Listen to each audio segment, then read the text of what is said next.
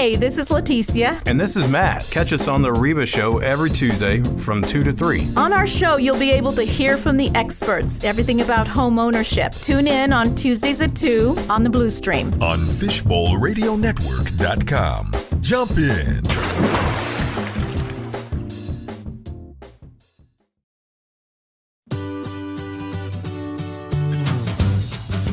Hey, I'm Leticia. I've been a realtor for 15 years, and we bring you information from the experts. And I'm Sal. I'm the co-host. I'm a loan officer for the past 20 plus years. And we're with the HREBA show, homeownership, hear it from the experts. And here on the HREBA show, we bring experts in their respective field to give you information as to the home buying process, if you're sustaining your home or if you're looking to sell your home. Covering all the industry, lenders, realtors, title company, escrow officers, insurance agents, all volunteering their time to bring you information that you can use. Our guests are experts when it comes to home ownership, whether you're buying for the first time or whether you're maintaining or sustaining the home you currently have. Or selling. Home ownership, hear it from the experts in the Blue Stream. Jump in. Programming for the HREBA show is proudly underwritten in part by the Arlington Tomorrow Foundation, contributing to a thriving Arlington, and in part by the Texas Association of Realtors Housing Opportunity Foundation. Funding is also provided by generous donations from listeners like you.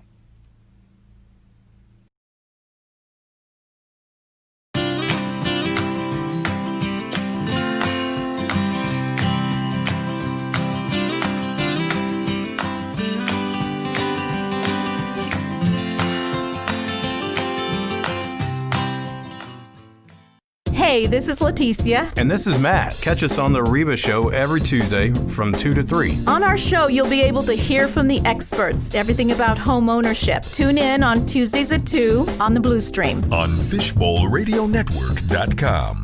Jump in.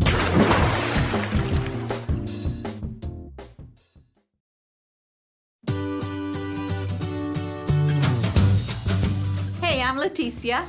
I've been a realtor for 15 years, and we bring you information from the experts. And I'm Sal. I'm the co-host. I'm a loan officer for the past 20 plus years. And we're with the HREBA show, homeownership, hear it from the experts. And here on the HREBA show, we bring experts in their respective field to give you information as to the home buying process, if you're sustaining. HREBA show, homeownership, hear it from the experts. My name is Leticia Gallegos, President and CEO of the Hispanic Real Estate Brokers Association. My co-host today is Salvador Villalobos. Thank Mr. you for Early Bird. Mr. Early Bird. Thank you for being being here, Sal, with us today. Gee. So we have a very, very special guest today. I'm happy that he agreed to be on the show today. He's not in studio, but he has called in to share his expertise. So everybody that's out there, okay? Everyone that is over the age of 18 or has ever bought anything with a payment plan has a credit report. So today we're going to dig deep into the knowledge of our guest today, that is credit. So I want to introduce him. His name is Adrian Vega. He is a consultant with MSI Credit. And welcome, Adrian. Welcome. Thank you so much, Leticia Sal. Yes, Adrian Vega with MSI Credit Solutions. I have been working with many of those people that you just mentioned right now. I work with a lot of people that are trying to purchase a home, maybe refinance what they have right now, maybe buy a new car, maybe start their own business. I deal with all types of situations. But yes, and as you can imagine, I get a lot of questions regarding credit that, we just weren't taught in school, right? We just weren't taught these things, and unfortunately, people do learn the hard way when it comes to their credit. Yes, and life happens, doesn't it? And quickly. Life happens. Life Yeah, happens. And it's not like people ask for these things to happen, right? You know, hey, they were doing so good. Literally, the guy I was talking to right now, he was in the 800s, went on a mission trip for 3 months, and, well, the wife thought the payments on his credit card were on auto draft, and they weren't. So 3 months worth of late payments popped up, and yeah, let's just say he's no longer in the 800s. So things like that, right? It wasn't his intention, probably wasn't the wife, but things like that happen. That's wonderful. That's wonderful. So let me just remind everybody, we're coming to you live on Fishbowl Radio Network at Globe Life Park in Arlington, the American Dream City. We're so happy to have Adrian Vega here with us. So Sal, you had a question? Not a question, just a comment. I like what you said. Things just happen, and in some cases, people don't know what they don't know, and they think common sense is the way to act, and sometimes it isn't. You know, there are certain protocols, procedures that you need to follow to have good credit, develop your credit, right? Mm-hmm. So I'm glad that you brought that up. Yeah, and what you do, Adrian, in your work is not necessarily do miracles, right? You're not a miracle worker. What I understand is that you help people dispute what's erroneous on their records. Is that correct? Correct. So there are many laws out there that protect us from these companies reporting whatever they want. Okay. And again, things they don't teach us in school, right? You know, and Sal, kind of just to piggyback off of what you said, yeah, I mean, we in this industry take for granted what people don't know. For example, Sal, you know, you being a loan officer, I'm sure you deal with this a lot. Most people don't know that we even have 3 credit scores. That's correct. Something as simple as that, right? You know, people just don't know. They weren't taught this. They don't know any better. They thought it was just a 2 they see on Credit Karma, or they thought that they only had 1 credit score, right? You know, they don't even teach us this in school here. You know, imagine people coming from another country trying to establish credit. They really don't know, right? So little things like that. But Okay, yes, so let's use Adrian, that to kind of I didn't mean to. go back. interrupt. Oh, Okay, so sorry. Adrian, You're tell us about the 3 credit bureaus. So we're looking at Experian, TransUnion, and Equifax. Okay. Out of those 3, TransUnion and Equifax are the ones that show up on the free Credit Karma app. I would say about 80 to 90% of my clients have Credit Karma, right? And so, you know, not knowing that Experian even exists, or not knowing that there's a 3rd credit bureau out there that reports their points.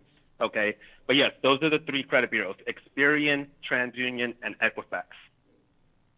Okay, so for our listening audience, you mentioned an app. You mentioned Credit Karma. Now, Credit Karma advertises quite a bit, right, Sal? So can you elaborate a little bit on that app? Not to really promote it, but just kind of what it does. What it does. Well, I mean, just because it's really common. So Credit Karma, you're right, they promote loans, they promote credit cards you could qualify for. I mean, essentially, you know, just being straight up, they are using your information that you input, which you're agreeing to, obviously, when you set up the app, to go ahead and market to these, you know, for these other companies. That's how they're making their profits, right? They're not charging you to check your credit, but they are promoting your info to other companies, which thus promote over to you through that app. Adrian, what would be another? You know, now, I'm sorry, Sal? Adrian. What would be, so they don't charge you to get a copy of your credit report, to look at your credit, but they are selling your information and promoting it, right? So they're making money, whether they're collecting it from you, but they're collecting it from a sponsor. Now, is there another site that a consumer can go to where they can still get a free credit report and not be advertised to or have their information sold? Great question. Many. I mean, for example, IdentityIQ.com, they offer a $1 trial that you can pay, you know, to pull up the 3 credit reports, for example. ScoreSafety.com, you know, you pay a $29 down, and you get the full 3 credit bureaus, and they will not advertise your information, or they won't try to sell you on anything else. They're trying to sell you on keeping credit monitoring with them. Okay, so those are just 2 of the many examples that I can think of right now. But yeah, there's many out there that will solely focus on you setting up the credit report through them. Right? Yeah, there's a fee that you pay. And some of them they do have like a free 7-day trial or 2-week trial or month trial, whatever it may be. But essentially, the goal is for you to stick with them, basically to monitor your credit. Okay. Now, as far as other free ones, we've all heard of the freeannualcreditreport.com. That one right there. I haven't personally used it myself, believe it or not. So I don't know what kind of advertising or what kind of stipulations they have. I know it's something you can pull up once a year. I've seen the report. It's very messy. It's not as clean to read. I'm not a fan of it, especially because you have to pull Experian, then Equifax, then TransUnion all separately. So I'm not the biggest fan of that, just because there are other easier ways to pull all three scores up in one report. So, but yeah, as far as free goes, that's probably the one without the gimmicks, but it's only once a year. Yeah, and it's provided by the government, so it's Credit report, right? Yeah, annual credit report. Not to be confused with freecreditreport.com or any of the other. Oh ones. yeah. So you are entitled to obtain one free credit report per year. Yes, you do have to pay for the 3 different repositories for their FICOs, but not for the actual credit report itself.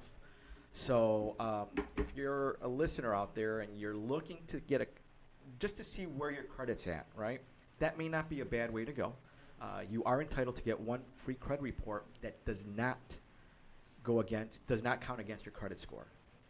So, but you only can do it once a year. So make sure that you're either doing it early in the year or in the middle of the year. It's always good to check your credit report once a year.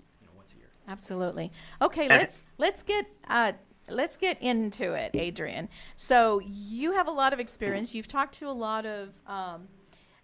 Actually, you know what? Let's take a break. We're going to take a break real quick, and then we'll come back and we'll get, down and dirty. We're going to talk about what questions you get, what good tips you can give our listening audience. So we're going to take a quick break. Catch you on the other side of the break.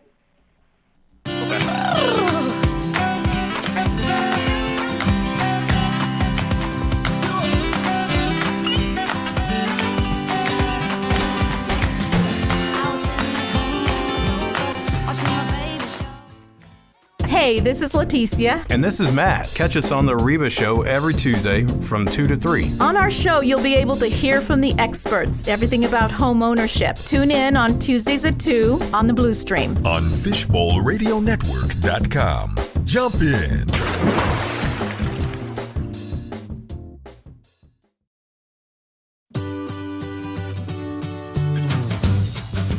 Hey, I'm Leticia. I've been a realtor for 15 years, and we bring you information from the experts. And I'm Sal. I'm the co-host. I'm a loan officer for the past 20 plus years. And we're with the HREBA Show, homeownership, hear it from the experts. And here on the HREBA Show, we bring experts in their respective field to give you information as to the home buying process, if you're sustaining your home or if you're looking to sell your home. Covering all the industry, lenders, realtors, title company, escrow officers, insurance agents, all volunteering their time to bring you information that you can use. Our guests are experts when it comes to home ownership, whether you're buying for the first time or whether you're maintaining or sustaining the home you currently have. Or selling. Home ownership, hear it from the experts in the Blue Stream. Jump in. Programming for the HREBA show is proudly underwritten in part by the Arlington Tomorrow Foundation, contributing to a thriving Arlington, and in part by the Texas Association of Realtors Housing Opportunity Foundation.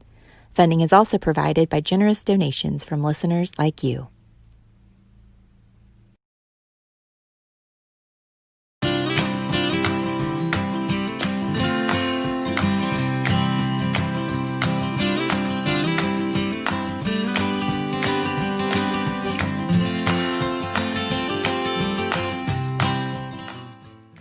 Hey, this is Leticia. And this is Matt. Catch us on the HREBA show every Tuesday from 2 to 3. On our show, you'll be able to hear from the experts, everything about home ownership. Tune in on Tuesdays at 2 on the Blue Stream. On FishbowlRadioNetwork.com. Jump in.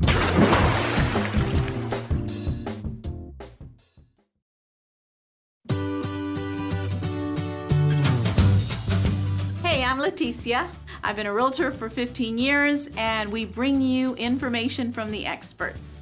And I'm Sal. I'm the co-host. I'm a loan officer for the past 20 plus years. And we're with the HREBA Show, homeownership, hear it from the experts. And here on the HREBA Show, we bring experts in their respective field to give you information as to the home buying process, if you're sustaining your home or if you're looking to sell your home. Covering all the industry, lenders, realtors, title company, escrow officers, insurance agents, all volunteering their time to bring you information that you can use. Our guests are experts when it comes to home ownership, whether you're buying for the first time or whether you're maintaining or sustaining the home you currently have. Or selling. Home ownership, hear it from the experts in the Blue Stream. Jump in. Programming for the HREBA Show is proudly underwritten in part by the Arlington Tomorrow Foundation, contributing to a thriving Arlington, and in part by the Texas Association of Realtors Housing Opportunity Foundation. Funding is also provided by generous donations from listeners like you.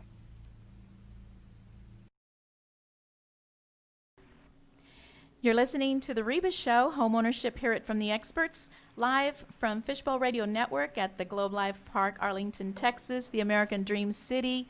My name is Leticia Gallegos. Co-hosting with me is Sal Villalobos. And our special guest today is Adrian Vega with MSI. And if you'd like to join the conversation, Adrian is talking to us about credit. And if you'd like to join the conversation, please give us a call. Our number is 214-431-5032. If you have any questions about the conversation we're having today, any additional questions. So, Adrian, when we started the program today, I didn't give you an opportunity to tell me more about yourself. Now, you have a wealth. I did say that you had a wealth of information, which is important. So tell us a little more about yourself. I was born in Tampa, Florida, but my mom and I came here to Dallas, Texas when I was 4 years old. She bought a house in Garland when I was 8. So that is where I claim to be from. That's where I grew up. You know, that's my stomping grounds, you know. So she's still there, as a matter of fact. But me personally, I live in Richardson right now. The company that I work for, MSI Credit Solutions, we're here in Dallas. We service 45 states. So, you know, I'm on the phone all day, every day talking about credit.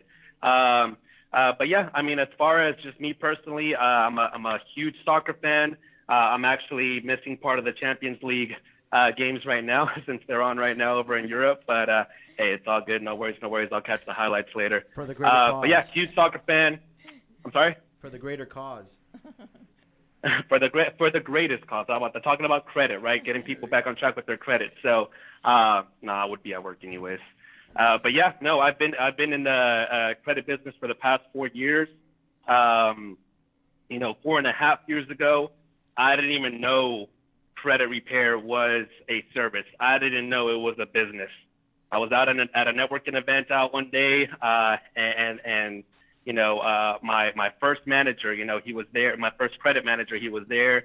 He tried to recruit me for months. He's like, hey, come here. Like, hey, we love how you work. We love how you are. I think you'd be doing good with this. But at 24 years old, I did not know anything about credit. I honestly didn't, right? I didn't know how it worked. I didn't know, the rules, the laws. I was almost a little bit intimidated by it, honestly. At 24, 23 years old, I honestly didn't even care about credit. I didn't need it at that point, right? But luckily I asked all the right questions. I was like, hey, how does this work? How do we help? Is this even legal?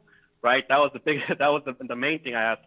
How do we remove things like collections, late payments, things like that, right? So, of course, I got informed, and I've been here ever since, and every day I'm learning something new. Every day I'm talking to agents in the mortgage industry, lenders, realtors, bankers, right? I'm talking to them as well, and I'm learning things about how credit can be utilized to purchase a house, So right? I'm talking to.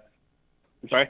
No, so I'm saying that's a good segue as to there's some of the major questions. What collections should I pay? Should I not pay collections? Give us your take on what tips our listeners should listen to or here to try to help themselves. Yeah, the first question would be, should I pay my collections, Adrian? Should you pay your collections? And that's a huge misconception, I would say, as to what people are thinking what would be good for their credit.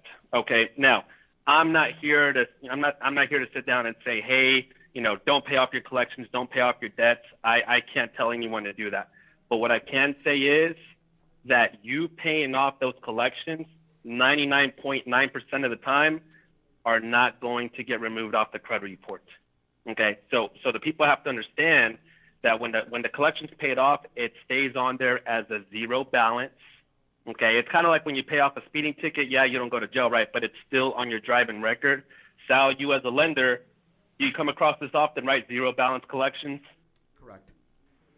I do. Okay, so without those, so it's still a negative mark, right? And it's sad because I've seen people spend hundreds, thousands of dollars, okay, or they spend months or they spend years trying to pay off these collections, and then their scores hardly even go up, or they still can't qualify for a house or whatever their goal is, and then they're still stuck in the same position, and they don't know why.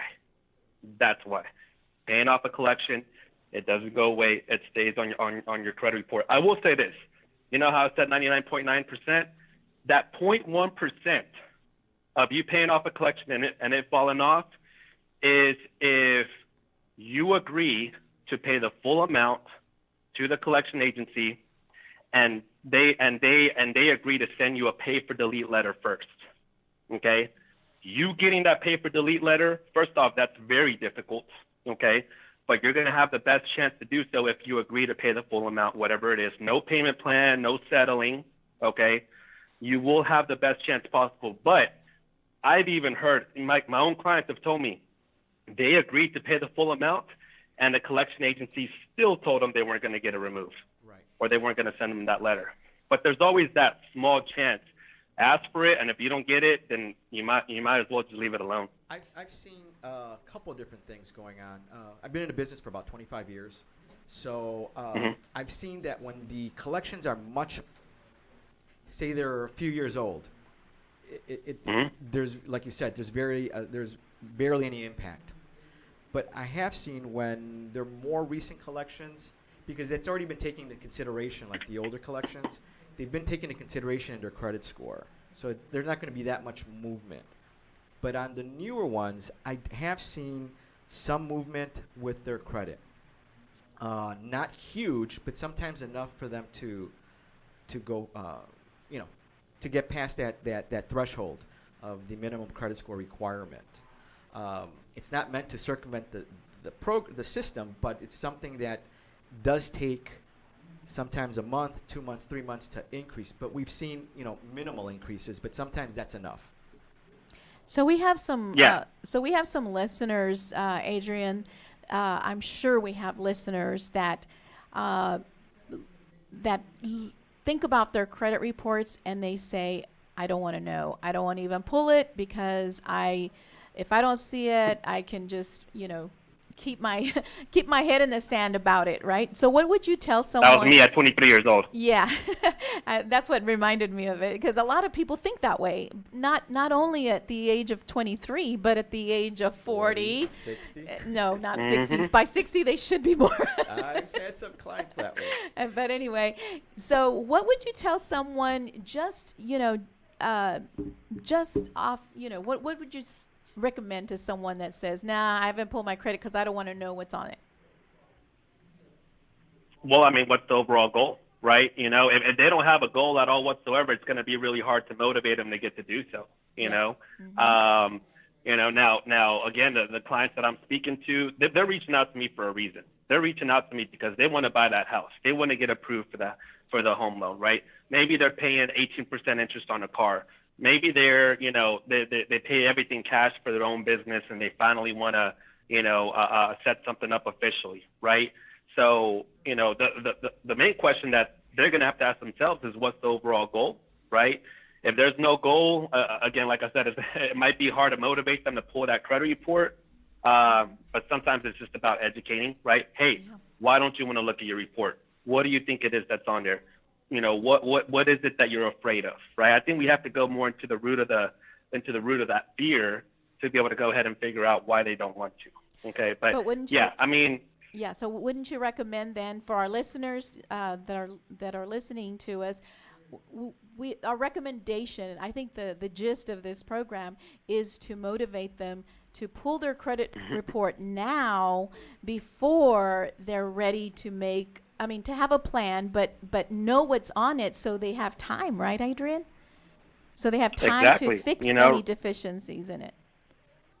Exactly. You know, I get people calling me every single day. They want me to quote them on what it's going to take to fix their credit. And I'm like, it's based on the amount of work. You know, what do you have on your credit? And they don't even know. You know, and if I don't pull up the report, if they don't even know, much less I do. Right. Okay. So it's, guys, you know, however old you are, it doesn't matter if you're 18, 19, right, 30, 40, 50 years old, at least view it once a year. At least once a year. That way you can go ahead and stay updated. I don't care if it's that free credit report, right, or if you invest into paying for one, or if you have Sal, you know, pull up the mortgage report. View a full credit report showing all three of your scores, showing every single account in detail. I promise you will feel much better, even if it's the worst of the worst. At least you can face it. At least you can be upfront about it. Hey, I have $40,000 in collections, okay? And if you want to seek help for it, there's help. If not, at least you know where you stand. And you can get a Okay? course of action. But at least once a year, guys. Yeah, there's a course of action. And you said one word that just popped to my, it was like music to my ears. You said education, and that led me to think of school loans. Okay, I was meeting with a young lady a couple of weeks back, and tell me if you run into this situation where some student loans, they're paying on time, but they're, I heard there is some kind of lawsuit, and now they're refunding back the funds or whatever they paid in the past few months, and now it's impacting their scores. Have you heard of that, Adrian? I've heard of certain schools that go out of business, or they were committing fraud, or just whatever type of situation happened to where they're you know, for whatever reason they're not in business anymore, right? And yeah, I've heard of situations where the client is either getting repaid that money, or they're getting them cleared off the credit report altogether. Now, from what I've heard, from what I've seen, you know, from the clients, you know, the few clients that have mentioned this to me, it is a lengthy process. And, you know, there might still be some derogatory marks from the past still on there. For example, maybe before the school shut down, the client wasn't paying their student loans on time, right? Maybe 5 years ago they had late payments from that particular loan. You know, so we see that. You know, we have to clean up late payments a lot over here too. We see some of these accounts that went into collections, and the client's not doing anything about them because of what they were told about, you know, the school going under, and they're going to be forgiven. So I've seen things like that. Now, I did want to ask you as a lender, and this is something that I come across a lot too. Do student loans go against DTI? That's something that I've been curious about. Yes, Do student loans go against that income ratio? They definitely go against your income ratio. If you're going conventional and they're deferred, we have to take a percentage of that overall balance. And Okay. I'm not going to say what percentage because different companies may have different requirements. So there is a percentage that they may take, right? FHA, I was talking to a young gentleman today. He has $47,000 in debt. And they're deferred. So, you know, we have to take a percentage of that, which is hundreds and hundreds of dollars that is going against his debt to income ratio. So I asked him to get me a standardized payment based on what his payment would be under the normal standardized payment, which is over 120 months. And we use that instead of factoring that ratio, that percentage against his income. So that saved him about $250 of what we would have assessed him as a debt ratio for that student debt. Because remember, when we have a responsibility, which is called the ATR, ability to repay. We need to make sure that we're doing everything within our ability to make sure that we are properly qualifying this client. just because at this given time they don't have a responsibility to make the full payment, pay as you earn, pay as you go, extended, does not mean that at any given time, whether it's 6 months, a year, 2 years, or even 3 years, that payment's going to increase from like $50 to like $600. Now their income isn't enough to support that $600 required payment and their mortgage and their car payment that they just took out and the furniture payment. So we can't predict the future, but we have to do our best to make sure that we are doing right by our clients, because we want to promote successful home ownership, sustainable, successful home ownership, not just getting them into a home, right? Got it. And then something I learned, I would say within the past year or two, and I didn't know this when I first started my credit career, is that for bigger collections on a credit report, or it just depends on the amount, lenders will tackle basically a certain percentage based on that amount towards the DTI. Correct. Credit cards. Yeah, so if it's like a $3,000 collection, you have to divide it up, or apply a percentage of it towards the DTI. Is that correct? Not necessarily. What happens is, on collections, if they're more than $2,000, you typically have to pay them off. If they're under $2,000 or collectively, if they're medical, we don't have to worry about it. But we do have to factor in whatever payment is there. So for lines of credit, we may have to take a percentage if there's nothing, like on a home equity line. You have a $160,000 line of home equity. You're not using it. You could potentially use it, so we do have to take a percentage of that to qualify you with. But on collections, not necessarily. All right. Okay. So it's time to take another quick break. We're going to take a short break, and when we come back, listeners, we're gonna tell you whether you should co-sign for a family or friend. So when we get back, we'll talk about that some more. Thank you, Adrian, for being here, and we'll continue our conversation after the break. Yes, ma'am.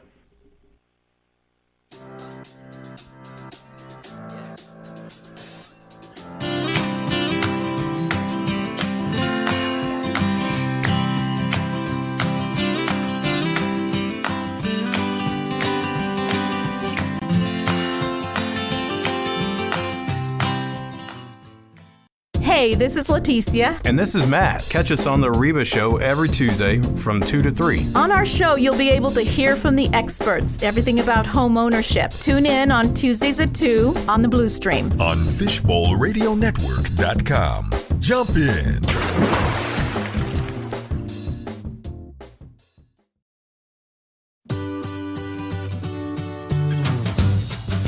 Hey, I'm Leticia.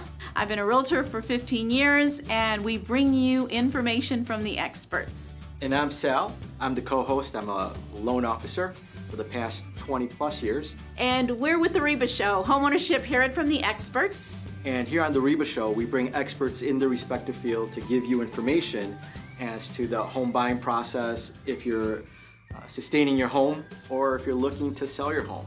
Covering all the industry, lenders, realtors, title company, escrow officers, insurance agents, all volunteering their time to bring you information that you can use. Our guests are experts when it comes to home ownership, whether you're buying for the first time or whether you're maintaining or sustaining the home you currently have. Or selling. Home ownership, hear it from the experts in the Blue Stream. Jump in.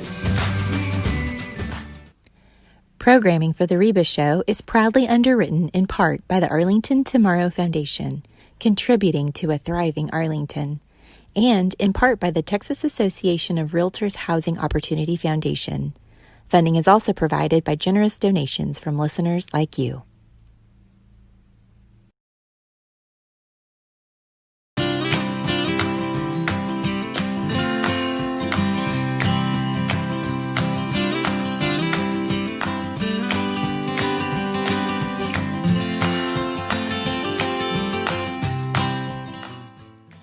Hey, Hey, this is Leticia. And this is Matt. Catch us on The Reba Show every Tuesday from 2 to 3. On our show, you'll be able to hear from the experts, everything about home ownership. Tune in on Tuesdays at 2 on the Blue Stream. On FishbowlRadioNetwork.com. Jump in.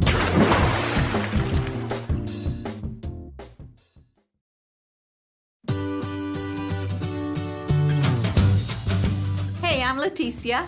I've been a realtor for 15 years, and we bring you information from the experts. And I'm Sal. I'm the co-host. I'm a loan officer for the past 20 plus years. And we're with the Reba Show, homeownership, hear it from the experts. And here on the Reba Show, we bring experts in their respective field to give you information as to the home buying process, if you're sustaining your home or if you're looking to sell your home.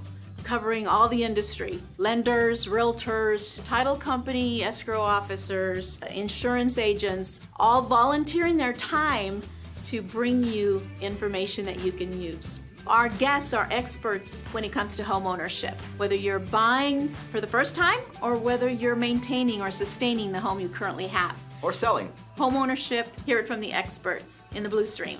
Jump in.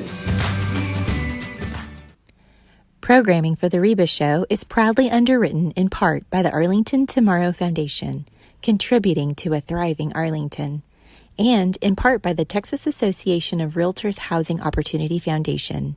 Funding is also provided by generous donations from listeners like you.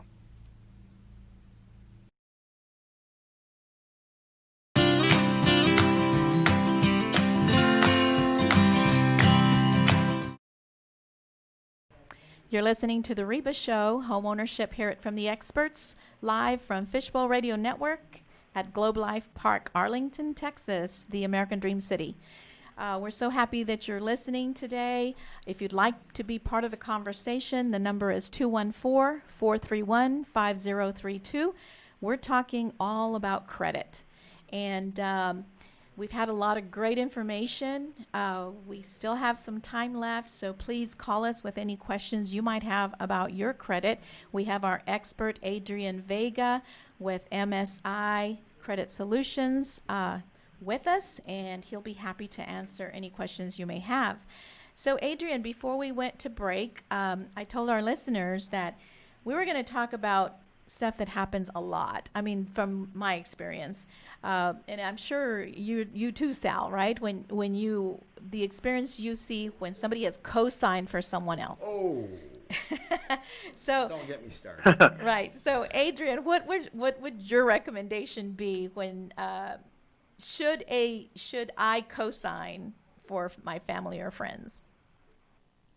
I mean, the professional advice I'm going to give is no. Then again, we have to be sensitive with this subject because, every family has their own situation. Every relationship has, its different, situation as well, I guess. But as far as professional advice, plain and simple, no. You already heard Sal's reaction, and when he heard co-signing. So You want to keep that family member? Don't co-sign. Yeah. Just because there's so much risk involved, again, we can never foresee the future, right? So we never know if that family member that you co-sign a car for is going to lose their job or just whatever, right? Losing their job or health issues or whatever may happen. And then it's just going to, of course, go onto your credit if it's being paid late or gets repoed or, whatever account you're signing for. It is something I see here every day, right?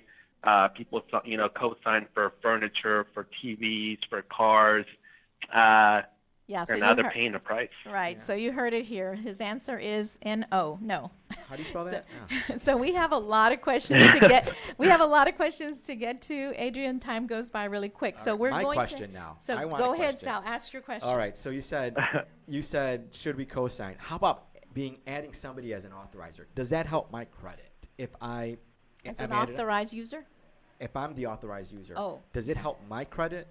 Saying, oh, hey, you have all these kids that are getting put onto their parents' accounts because they're told that that's going to help their credit increase or establish credit. Is that true?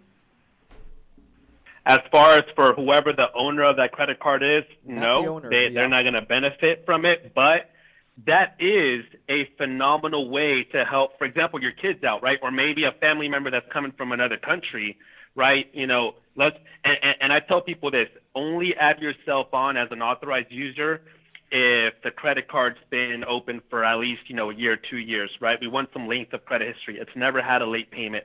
The limit is fairly high. I would say over 1,000 at least. And the balance preferably stays or gets paid down to zero every month, preferably, okay? Now, in a perfect world, those 4 factors would exist, okay? Not always, but yes, that is a great way to help someone establish their credit. I tell parents, as soon as your kid turns 18, add them on as an authorized user. Don't let them use that credit card at all. Don't even hand them the credit card, okay? You maintain it well for them. That way, after a year, 2 years, they could go off and qualify for whatever they want. So I'm a huge fan of adding someone on as an authorized user to help them establish credit if the scenarios that I just mentioned are there. Okay, so that's one way to establish credit for someone. So I'm sorry. It just brought another question. I'm sorry. Now, you said pay your credit down. So is there a perfect balance of the balance to the line of credit that you want to maintain to keep your credit score at a higher score than a lower score? Say if I have a $10,000 line of credit and I keep a $9,000 balance, or a $5,000 balance, or a $600 balance, what helps my credit score? Is there a minimum or a maximum that I should stay under to keep that score? Not necessarily. I'm gonna just keep this simple. If you ever see how a pie chart of how your credit is composed of, you'll see that the second biggest category that affects you, 30% of your score, is debt owed. So plain and simple, the less debt against you, the higher the scores are going to be. You may still have phenomenal credit with that, with that $9,000 balance and a $10,000 limit, right? You may still have great credit, but I promise your credit scores would be higher if it was down to zero. Plain and simple. I always hear about the 30%, the 20%, leave a balance on there. The only reason that rumor's out there is because credit card companies want you to have a balance on there. They can't charge you interest on a zero balance. So the less debt you have against you, the higher the scores are going to be. Plain and simple. So it doesn't matter if it's on one card or multiple cards. It's the same adjustment to your score. It's debt against you. It's 30% of your score. That's the second biggest category that affects you. Okay. You may have phenomenal payment history on those credit cards, which is your biggest category. 35% is payment history.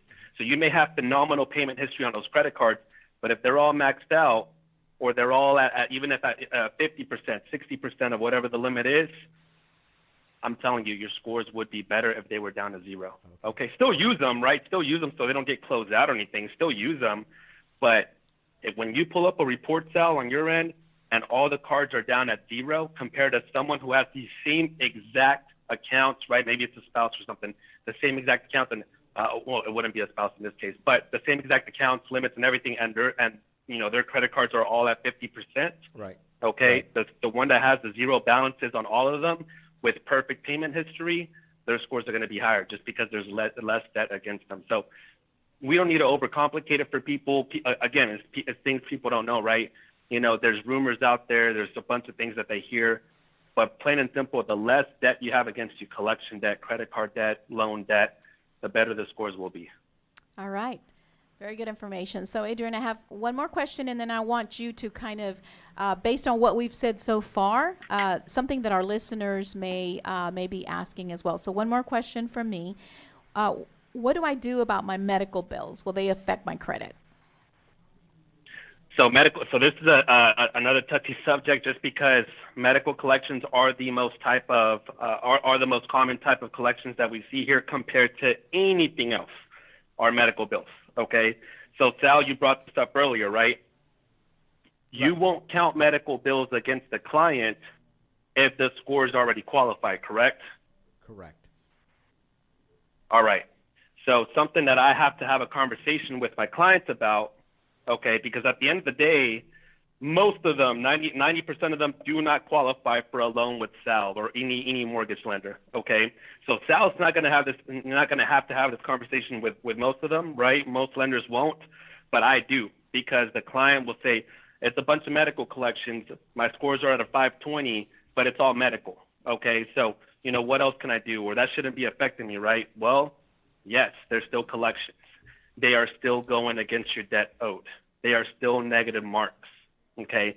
If you did not have those medical collections on there, your scores would be higher. Plain and simple, your scores would be higher without those being on there, okay? Now, if your scores were already a 680 and you still had $10,000 worth of medical collections, again, Sal, I don't know the details on, what your stipulations are, but from what I've heard, it doesn't matter because they're medical, then great, hey, you qualify. But right now, Mr. Client, because right now your scores are in the low 500s, we need to remove a lot of these medicals, right? Or you need to work on getting a lot of these medical collections removed or disputed so that you can start raising up your scores, And then, of course, I'll go into how else they can build up their credit. But yes, medical collections, it's a big, another big misconception. Oh, they don't affect my credit. They won't count it against you if you already qualify for the loan. But yes, they do affect your credit. Without those, your scores would be higher, same as credit card debt. So true. Okay, so I have another question, Adrian. Just this week, just a couple of days ago, the Federal Trade Commission settled with a credit repair firm, and there's some fraud out there. So what would you say to someone that's considering, going to someone? What would you advise? What to look for? Track record, check the track record, check the reviews, check the company history. I come across this a lot, and I think anyone in any industry, whether they're an electrician or a construction worker or, us, in any industry, there's going to be companies out there that shouldn't be in business, plain and simple. There's going to be companies out there that are not working ethically. They are not following the rules, the laws. As far as the credit repair industry, there are many, many, many rules and laws that we have to follow, right? Certain things we cannot promise because it's easier to promise the world when it comes to credit repair. And so luckily we've been around for 14 years because we follow everything to the T. The first company I worked for, I was there for 5 months before I got recruited to this one. And that company, I'll say, is no longer existent. They had 22 Google reviews at the time I was there, while this company, has already reached almost 1,000.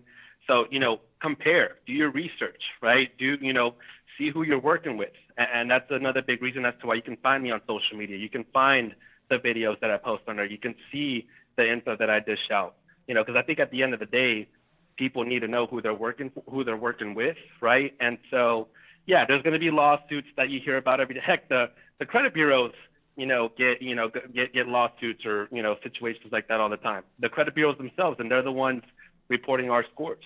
So, just know who you're dealing with at the end of the day. And I've seen your videos. They're very informative. Thanks for posting those.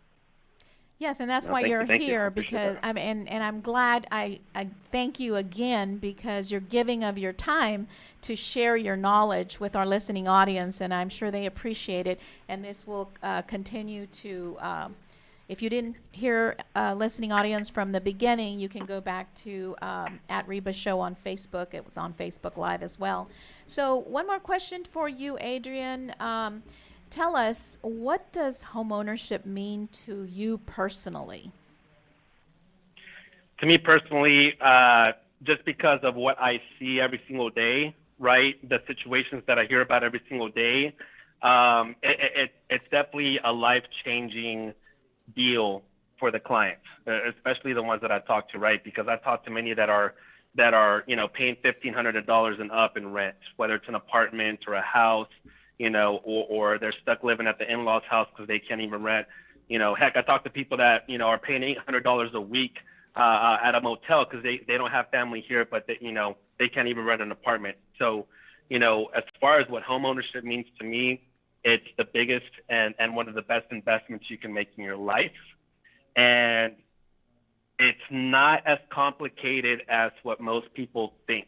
Once you're a little bit more educated on it, once you talk to professionals such as y'all, right, in regards to what the steps are. If you can break it down for them, make it easy for them, it's something that can be attained, right? It's something that can be attainable no matter what situation you're in. I've dealt with people that have 50 grand in collections, right? Repos all over the place.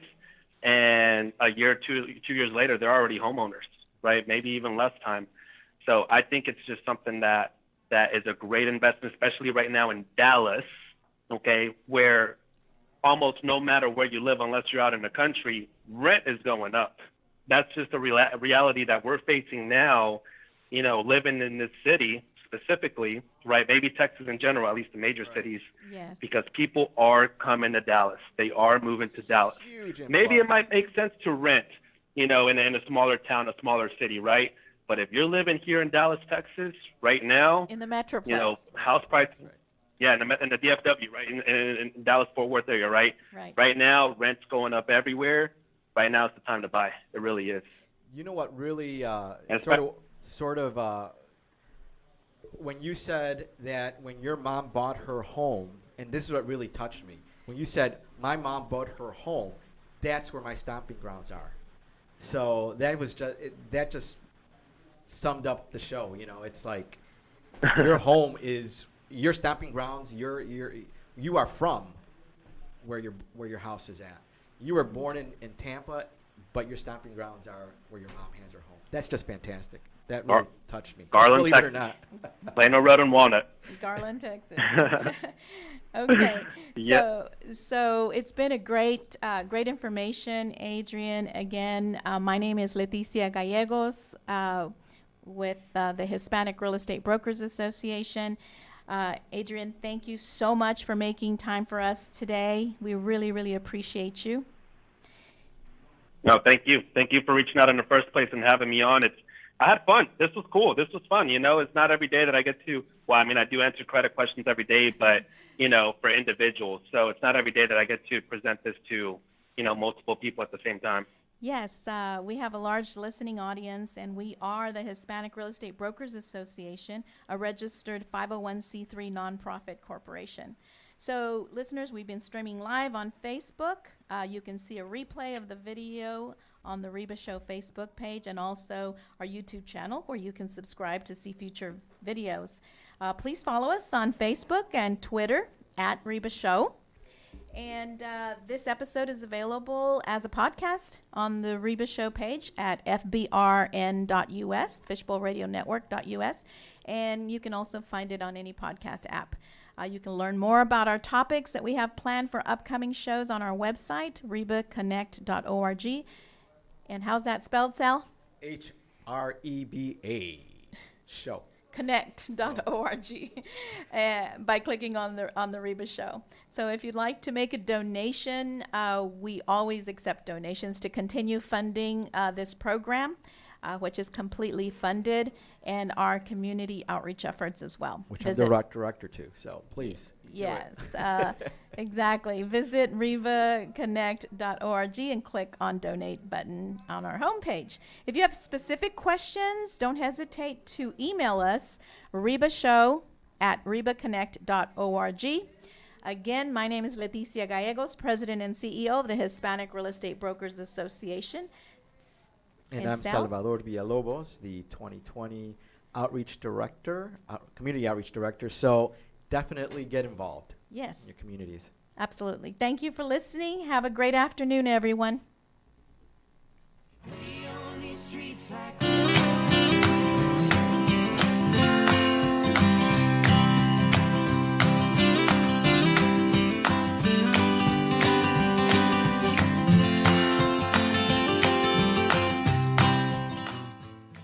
Hey, this is Leticia. And this is Matt. Catch us on the REBA Show every Tuesday from 2 to 3. On our show, you'll be able to hear from the experts, everything about home ownership. Tune in on Tuesdays at 2.